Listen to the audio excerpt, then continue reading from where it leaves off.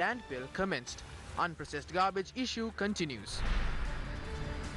Deputy leader of the UNP, Sajid Premadasa, says that the alliance must be formed after naming the presidential candidate. Any foreign policy must be approved by Parliament. The opposition explains its stance. Permanent High Court trial at bar issues arrest warrant for ex-Central Bank Governor Arujana Mahendran.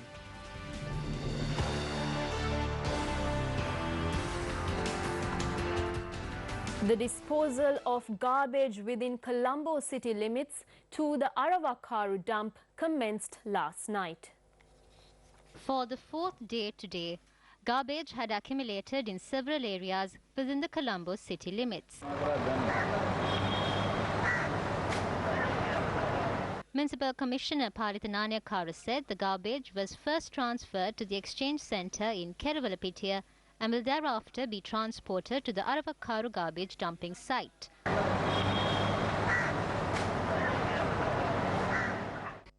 15 lorries carrying garbage had left to Aravakaru last night. This was the manner in which garbage was dumped in Aravakaru.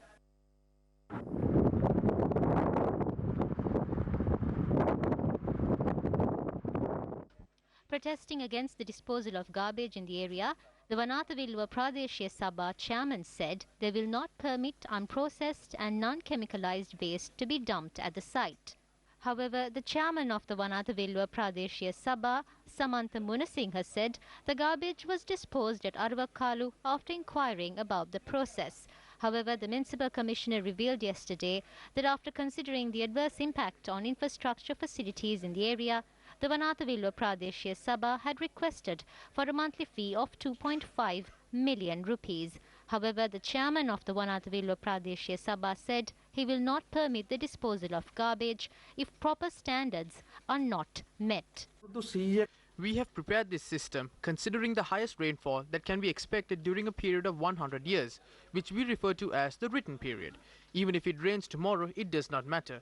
There are 7 layers in this system. This has been built with these 7 layers. The first layer includes sand. The unclean water that drains from the garbage is to be recycled and reused. However, prior to disposing garbage in Aravakalu, the garbage must first be subject to a waste management process. Why should we incur additional costs by transporting garbage mixed with water? This is why we compress the garbage by processing it through a transfer station. Therefore, in our station based in Kelaniya, we use machinery to remove water from the garbage as much as possible. However, this process is not finished as yet. Therefore, we are compelled to transport the garbage which contains water.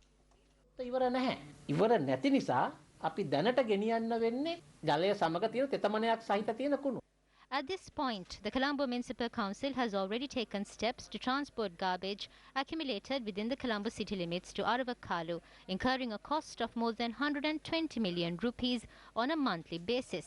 This cost is additional to the 2.5 million rupees the CMC must pay the Vanathavilluwa Pradeshiya Sabha. There is a huge financial scam taking place. These are public funds. If the present government cannot run this country, they should leave without destroying the country further. Those who earned money from casinos and speak high of artificial intelligence are responsible for this. Law must be enforced against them. Garbage containers have been imported from foreign lands, and there is no one responsible for this. Against such a backdrop, is this the solution for the garbage crisis in Colombo?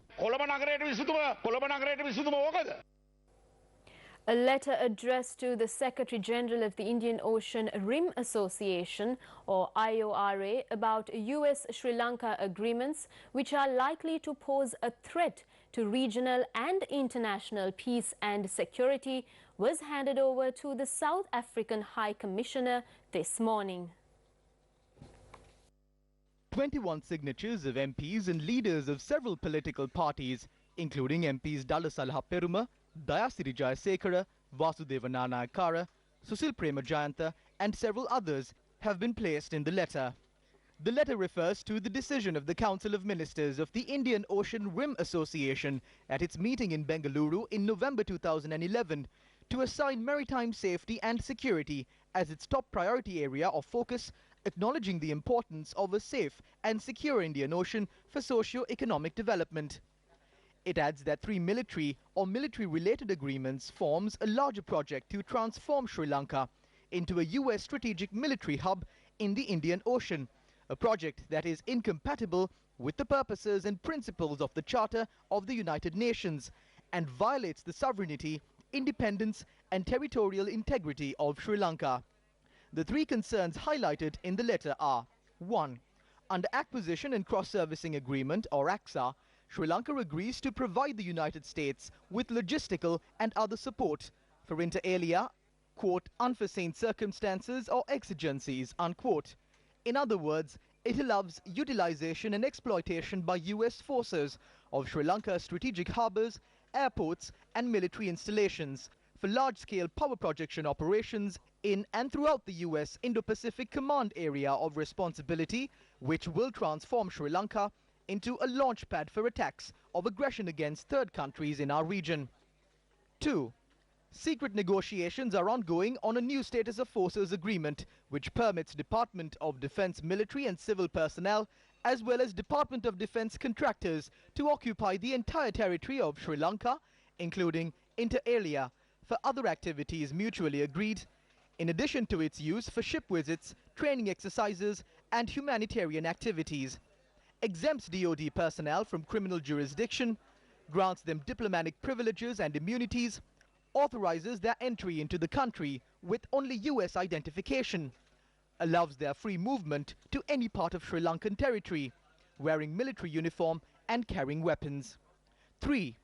Millennium Challenge Compact is a third secret agreement signed on the 25th of April 2019 involving a land project and a transport project that will create an economic corridor involving 8 districts and which reportedly covers 1.2 million acres and divides the country into 2 parts. An electric train will connect the strategic northeastern port of Trincomalee to Colombo's International Airport and harbour in the west, thus facilitating the movement of US troops and other Department of Defense personnel between Sri Lanka's strategic ports and airports.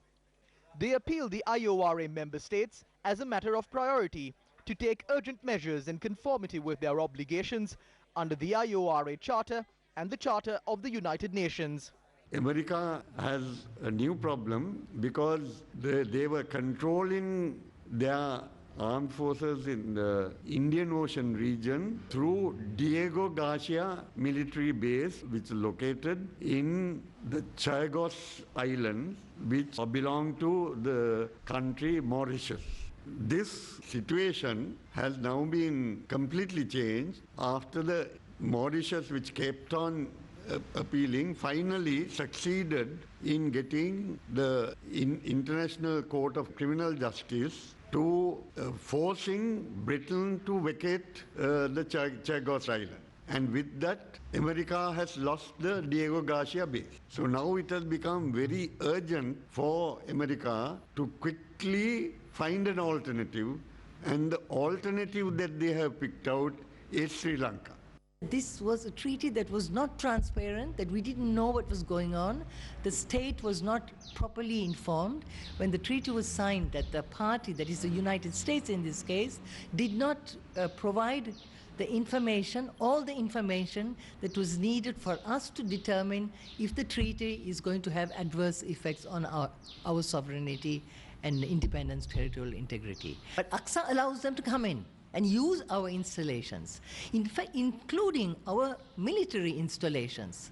So our Navy, our armed forces, and our Air Force installations, which are the forces that defend the territorial integrity of a sovereign nation.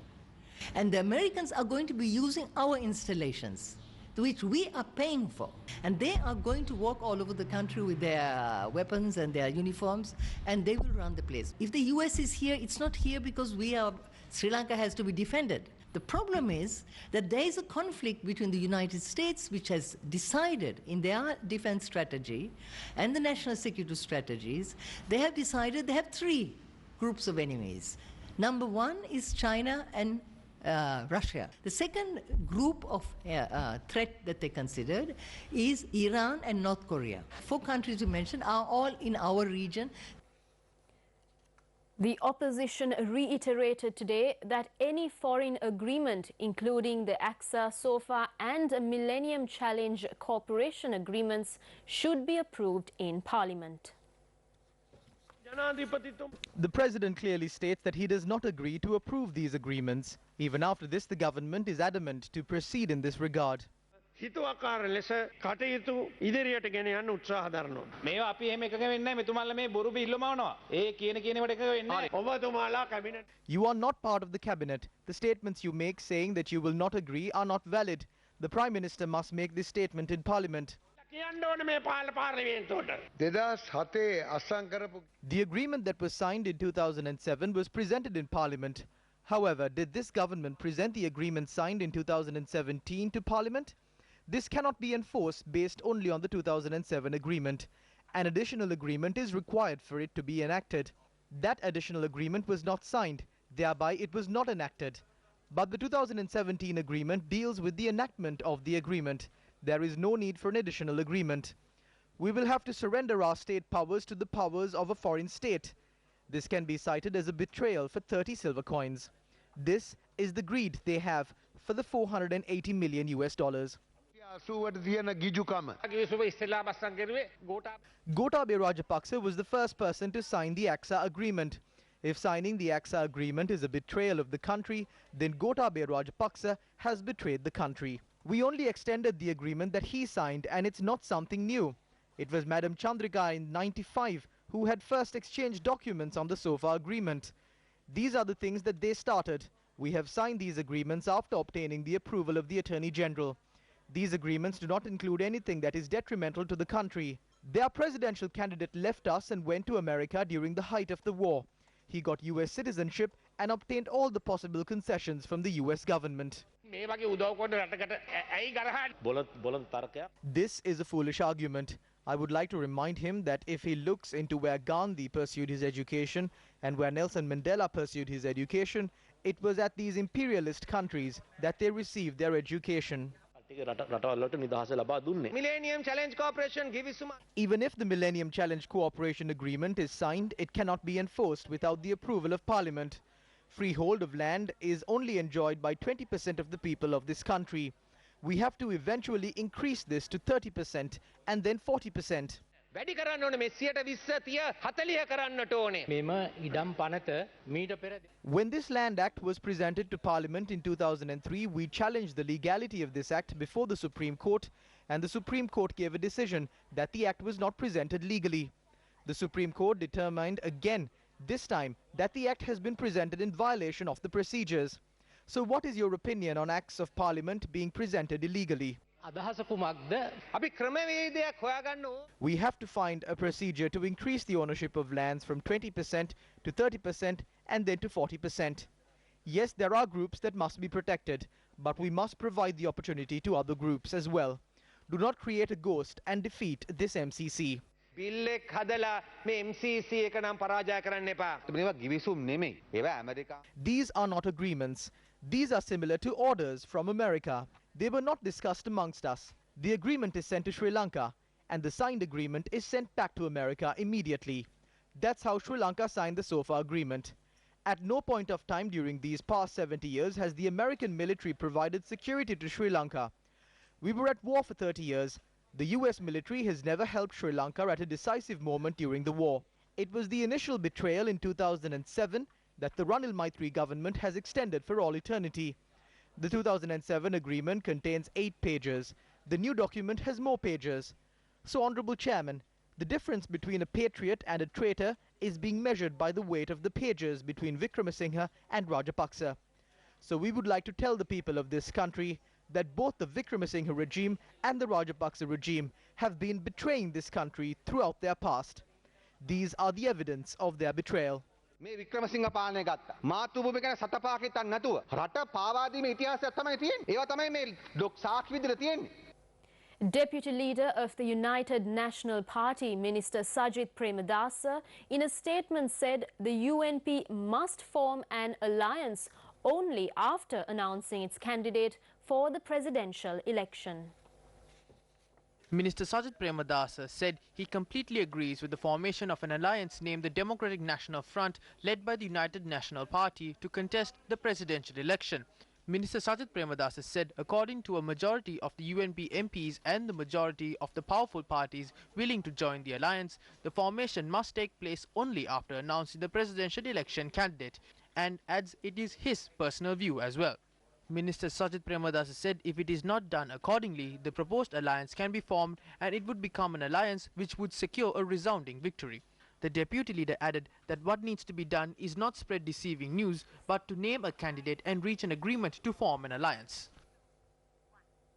3 Udagammana projects carried out under the Samata Sevana Yalipibidena Udagammana program in Vaunia were vested with the public under the auspices of Deputy Leader of the United National Party, Minister Sajid Premadasa. The 241st, the 242nd and the 243rd Udagammana, consisting with 52 houses, were named as Sabdipuram, Abathirapuram and Kali Mahal. 44.4 million rupees in total was allocated for the project. 52 beneficiaries were awarded title deeds, while 100 low-income families were granted with Visra housing loans. If we are to develop as a country, we must focus on export-driven sustainable economic development. My aim is to establish export zones in every subdivision in the country. Every factory within these export zones will be for export purposes. Those export companies will create thousands of jobs. When jobs are increased, employment, particularly among the youth, will also increase. Exports will also generate income and boost our foreign reserves. Small-scale industry projects will be started in every model village, and we will create exporters in this country. This will be the future path of our country.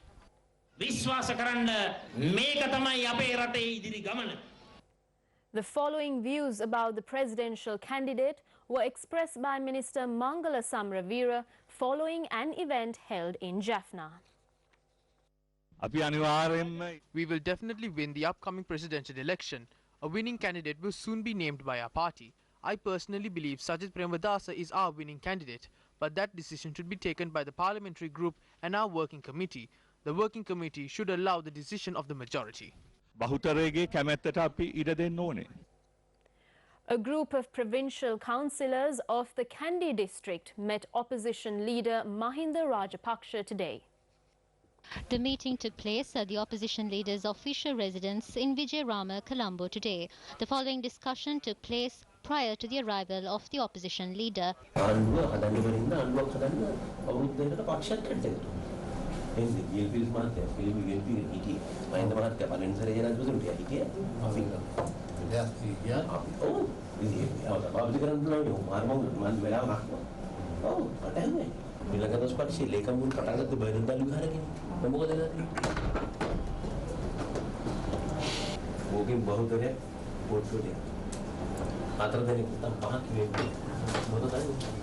The meeting was attended by MPs Susir Premajantha, Mahindananda Alutgamage and Dilum Amunugama.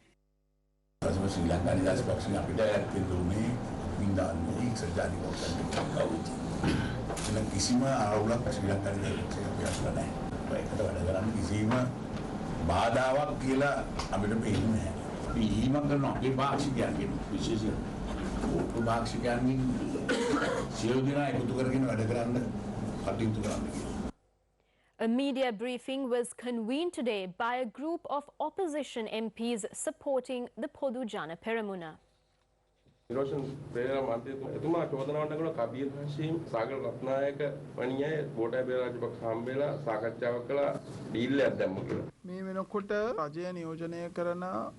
At this point, leaders and MPs representing the government are holding discussions with Gotabaya Rajapaksa, Mahinda Rajapaksa, as well as the joint opposition led by the Podu Jana Peramuna. After we announce our presidential candidate on the 11th, several more MPs and political parties have requested to hold discussions with us.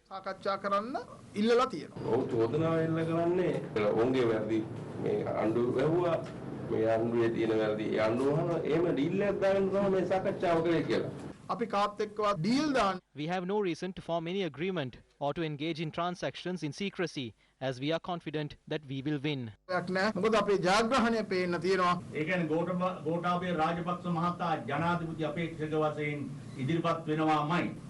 අනිවාර්යයෙන්. එහෙමද? ස්ථිරයි.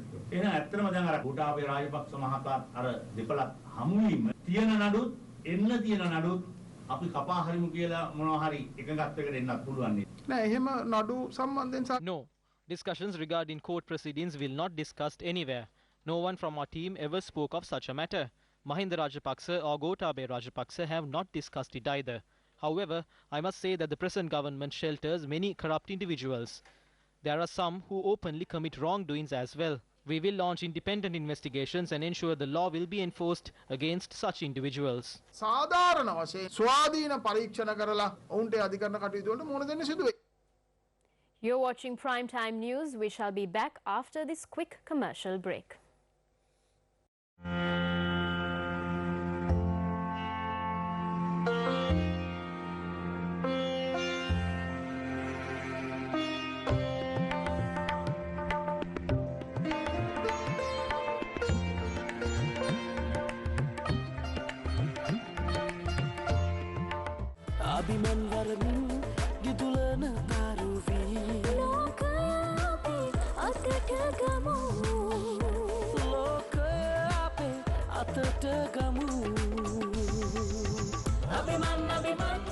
I will one day build the best vehicle in the world and bring glory to my country.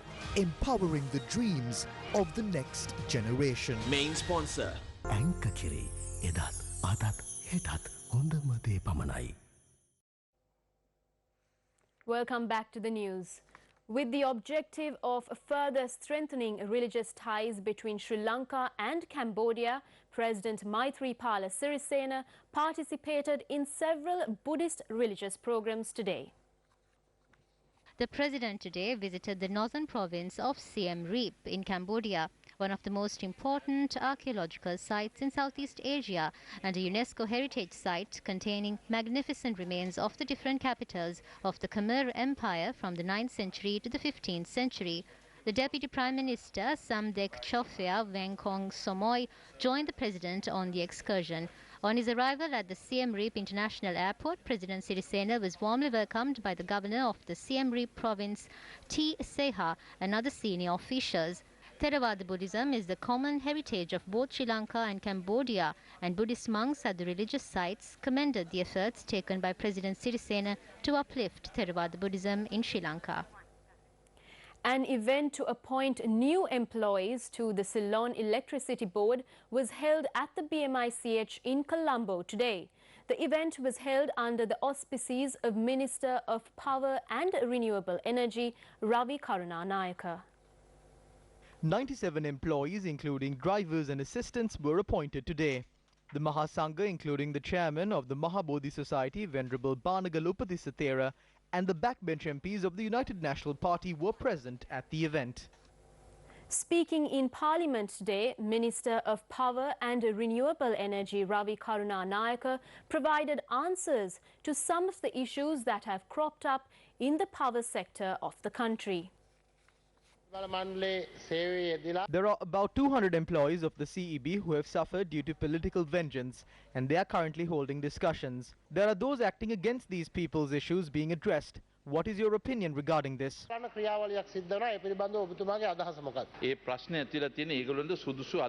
reason for this issue is because these employees do not have the required educational qualifications. That is why they cannot be included into the procedure of the CEB. These are two institutions that participate in the energy generation process of the country. The Ceylon Electricity Board is suffering a loss, while LECO is earning profits. The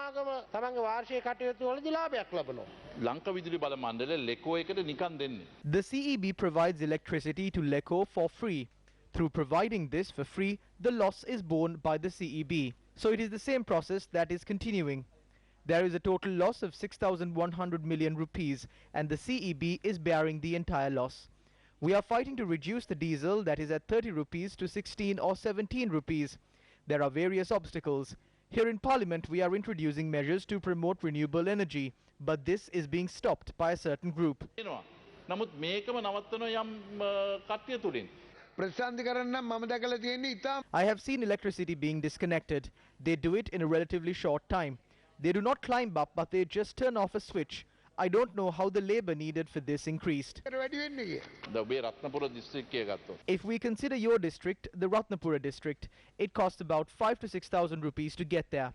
So because of this issue, I asked if we can install new prepaid meters so that we will be able to solve this issue. Within 3 to 4 months, we will install prepaid meters at places that use less than 180 units. Then they will not have an issue with power being disconnected. Meanwhile, Minister Ravi Karuna Nayaka also spoke of the Electricity Amendment Draft Act. The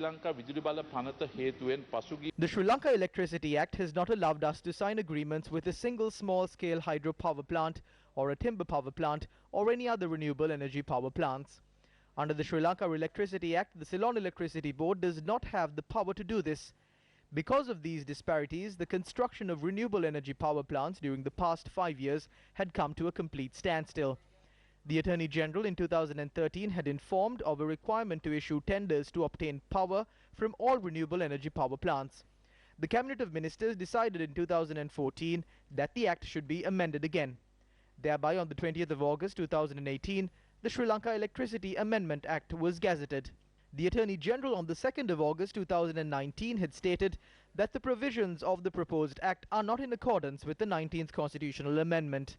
Thereby, the draft Act was withdrawn. So the Attorney General is giving us different opinions. We are saddened by the fact that they are attempting to give inaccurate interpretations to this again and allow the oil mafia to continue. You are speaking of a problem regarding the Attorney General.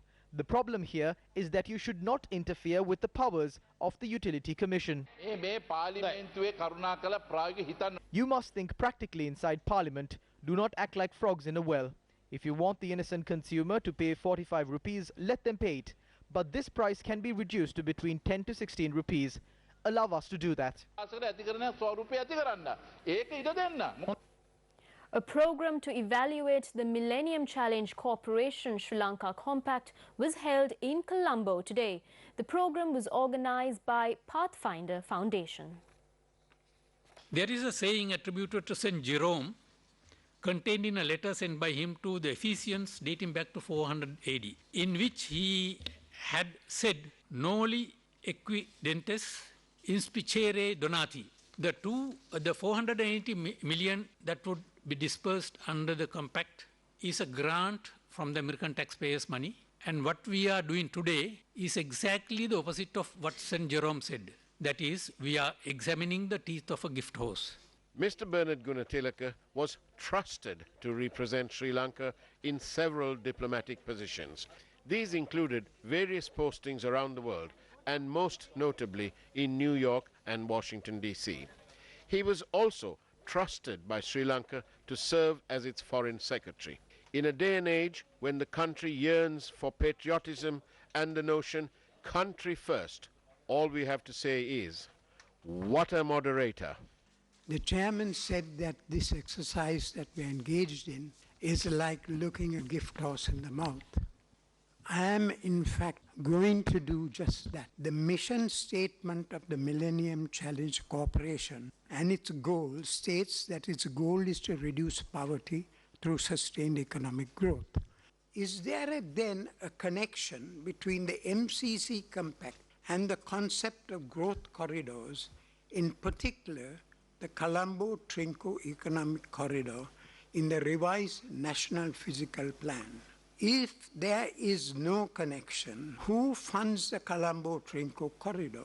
The only connection that makes sense is the provincial link between Colombo and the Eastern Province, which essentially is Trinco, together with 6 major population centers within the corridor. This then is a rationale for revising the 2011 to 2030 National Physical Plan. So this is a significant variation from the plan that was approved. There is a link between the Colombo-Trinco link corridor, economic corridor, and the MCC Compact. Since we started off referring to St. Jerome's comment on gift horses and their teeth, let me also continue in the same vein. Yes, even a gift horse's teeth must be examined because the horse may not have any teeth or the teeth may be decayed. Because at the end of the day, you have to have the burden of looking after that horse. This whole thing, we should be approved by Parliament, any of this nature which affects the sovereignty of the country. A treaty which affects the integrity or affects the sovereignty or has enormous impact on the economy, like the EU treaty, they are placed before Parliament by law.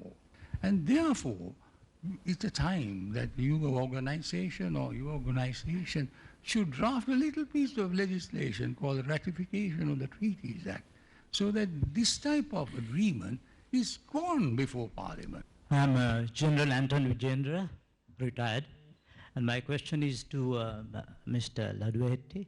You mentioned about the corridor from Colombo to Princo. Now, when we talk of a corridor, it's much more than just a railway line and a road network. We are talking about a broad strip of land. And when it comes to land, my question is, the state land, will it be given out to others other than Sri Lankans? And what is the extent of that land which will extend throughout that corridor?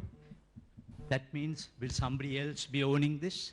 And will all that land be coming under different legal systems and laws?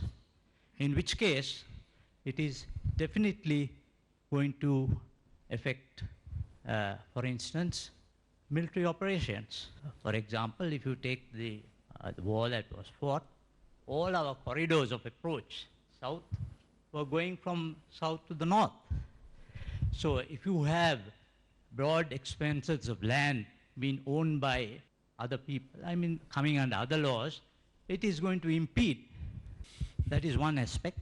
Then the aspect of the elephant corridors will also come in. So that is my question. What is the extent of the land we are talking about? In his opening remarks, the moderator noted, due to time restrictions, all questions raised will be answered via email. The 6th Complast and Rubber Expo International Exhibition kicked off at the BMICH today. The event took place under the auspices of Minister of Plantation, Navin Dissanayake, and High Commissioner of India to Sri Lanka, Taranjit Singh. The event is organized by the Plastics and Rubber Institute of Sri Lanka and Smart Expos and Fairs, India. While the usage and benefits of plastics are manifold, it also gets branded as a polluting material. Plastics needs to be collected, disposed or recycled as per laid down guidelines. The issue of plastic waste also needs to be suitably addressed. In fact, there is wide scope for industries based on recycling of plastic waste. This will ensure environmentally sustainable growth. Following the event, Minister Navin Dissanayake responded to questions raised by journalists.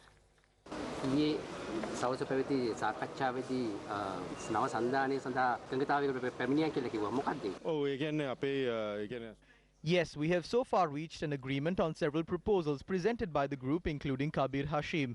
We reached an agreement to some of our ideas as well. I believe almost 95% of the issues of the alliance are now resolved. ඒ සන්ධානයේ ඇතුළේ තියෙන ගැටලුව 95%ක්ම निराකරණය වෙලා තියෙනවා දැන්. දැන් සජිත් ප්‍රේමදාස මහතා ජනාධිපතිවරණ අපේක්ෂකයෙක් ලෙස ඉදිරිපත් වෙනවද කියලා ඔබ දන්නවද? නෑ මම තාම දන්නේ නෑ. කවුද එන්නේ කියලා කියන්නේ? ඒකත් මම තාම දන්නේ නෑ. කරු ජයසූරිය මහතාව. ඉතින් ඔය නාම තුන තමයි. Those are the three names that are being circulated. The most preferred candidate out of the three will be chosen. මේ රටේ දේශපාලනයේ අම්මයි දුවයි අගමැති ජනාධිපති හිටියා. මාමයි බෑනයි අගමැති වුණා. නෑ මම කොහොමද I am anyways not a part of that race. I don't think it is my time. What I want is the unity within the party. If we have unity within the party, we can win. So I believe that all party leaders will come to an agreement. සාවරකට එයි කියලා මම හිතනවා. දැන් සජිත් ඇමතුමා ආවේ නැත්තම් ඇමතිකම දාලා ගෙදර යන්නත් කට්ටිය සූදානම්. නෑ මේකයි ඉතින් තාත් මගේ. My father and Athulat Mudali also left. The party did not collapse just because major players left. These are personal decisions. 17 went to Mahinda Rajapaksa from our party. We have to work towards a common goal rather than working according to a personal agenda.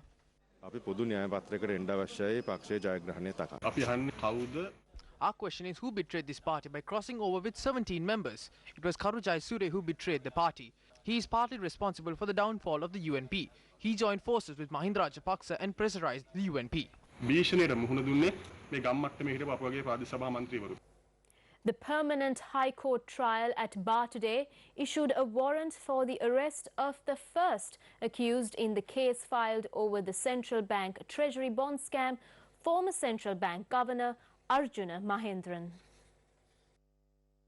The case filed by the Attorney General was taken up in the presence of Justices Sampath Abekun, Sampath Vijayaratna and Champa Janaki Rajaratna. Court ordered for the summons to be sent to 10th accused Arjan Punchiheva to be handed over to the court on the 4th of December and further ordered for the report on the warrant against Mahendran to be produced in court on that day as well. The Gammadda door-to-door teams continued their journey in search of finding the voiceless and forgotten. Today, our Gammadda teams visited the locals in the Putlam, Jaffna and Padulla districts. Gammadda Keinketa. This is the Vadia village in the Eluwankulama Ganga area adjacent to the Vilpattu Forest Reserve. These villages, whose main source of income is earned through fishing, face severe difficulties, of which not having a proper pricing mechanism to determine the price for fish tops the list. The daily struggles of these villagers seem to have no end. They are deprived of clean drinking water and compelled to consume brine water. Adding to their difficulties, these villagers claim that their village has been marked as a reserve area, prompting concerns of losing their homes. The villagers of Eluwankulama do not wish for luxury. They only request for clean drinking water to quench their thirst. Uvatanna in Kalukale Ridhimaliyadda is a village with no entry road. The women in this village have unanimously decided to bid farewell to their dreams of entering motherhood. The only road to reach these people required us to travel a total distance of 10 kilometers by foot. They had settled in this village 70 years ago. Although this village had thousands of families, now there are only 60 families left. Expectant mothers are taken to hospital in a tractor. Kalukale is a dark village. This village does not have power supply. They do not have access to a television, a radio, and as such are completely cut off from the rest of the world. Another Gammadda team visited the people in the Kilinochchi district.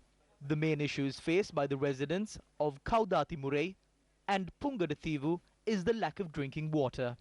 These people have to pay for the water that they consume. 1 litre is purchased at 2 rupees, not because they have the money, but because they are not left with any other option. Gammadda Keinketa. And that's the wrap for Primetime News. For the News First team, I'm Rahna Farooq. Thank you for watching. Have a pleasant night.